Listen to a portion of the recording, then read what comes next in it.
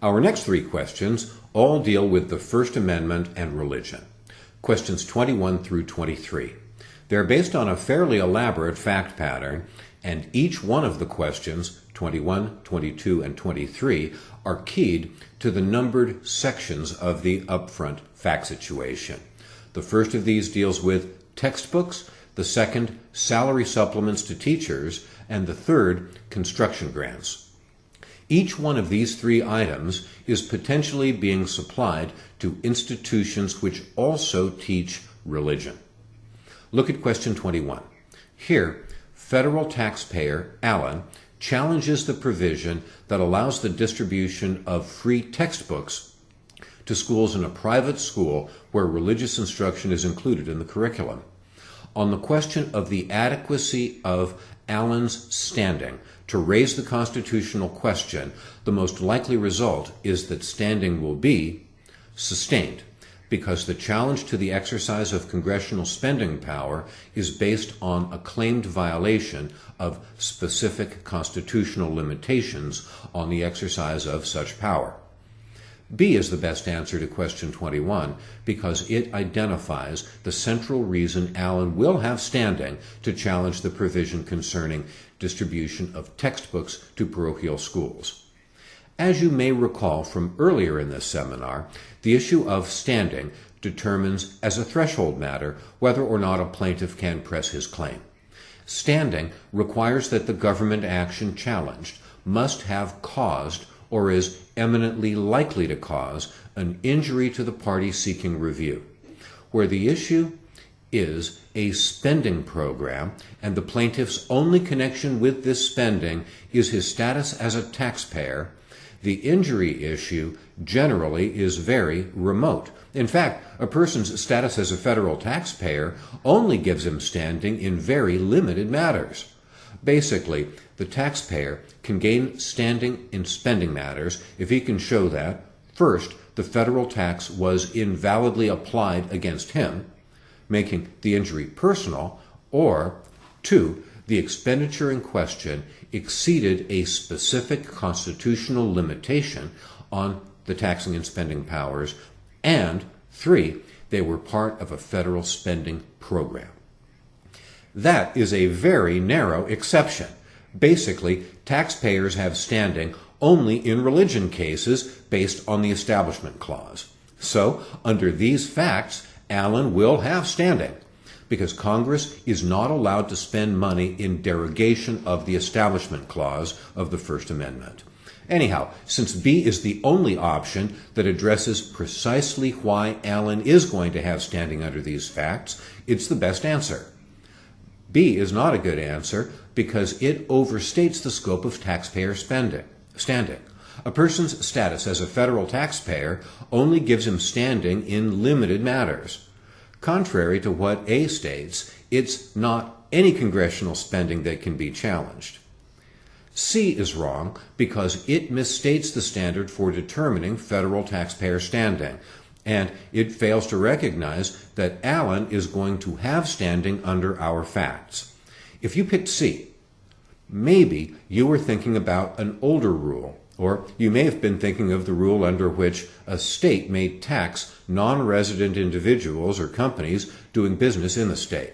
The traditional rule is that a taxpayer had no standing to challenge federal expenditures.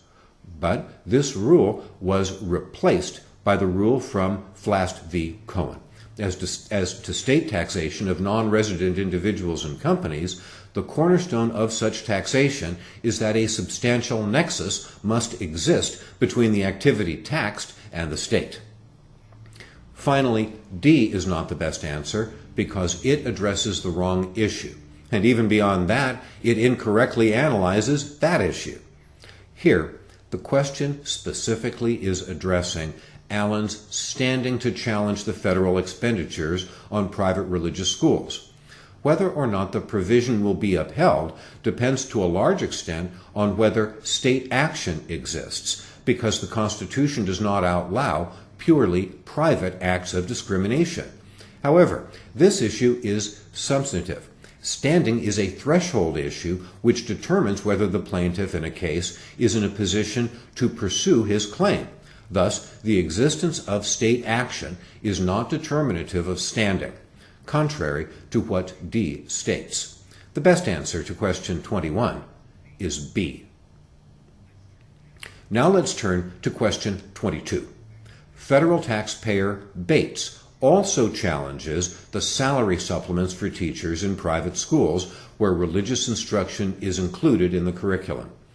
On the substantive constitutional issue, the most likely result is that the salary supplements will be D. Held unconstitutional because the policing of the restriction would amount to an excessive entanglement with religion. D is the best answer because it correctly identifies the central reason the provision for salary supplements will violate the Establishment Clause of the First Amendment. You know that under the First Amendment, the government must be religion neutral.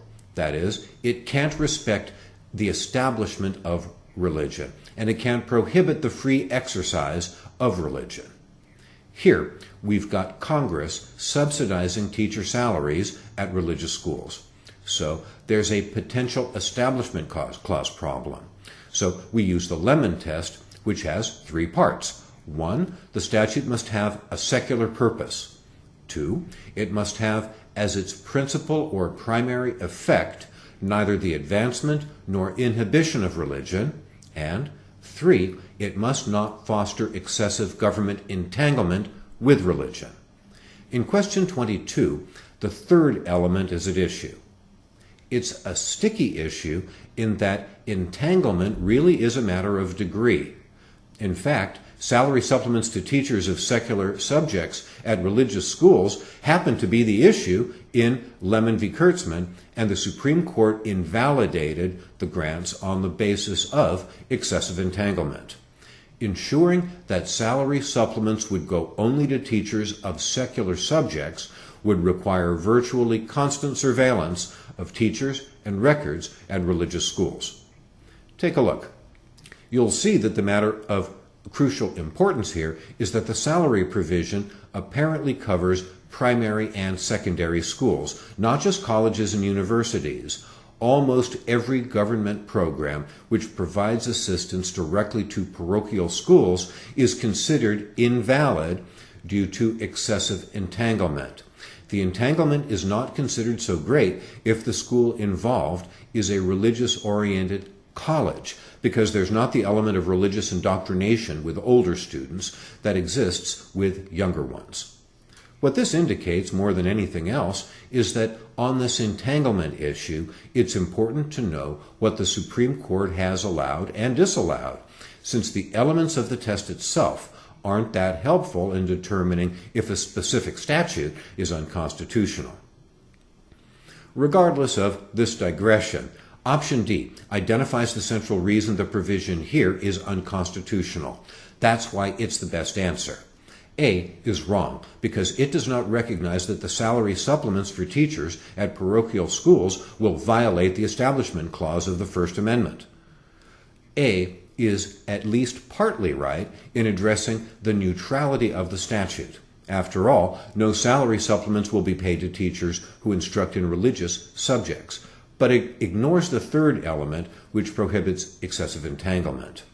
B is wrong because the distinction here would not violate the Freedom of Religion Clause of the First Amendment. The reason for this is because there's no burden. Not providing salary subsidies to teachers teaching religious subjects at private schools would not prohibit the free exercise of religion in any way. C is wrong because it misstates the reason the statute will be unconstitutional, even though it arrives at the correct result.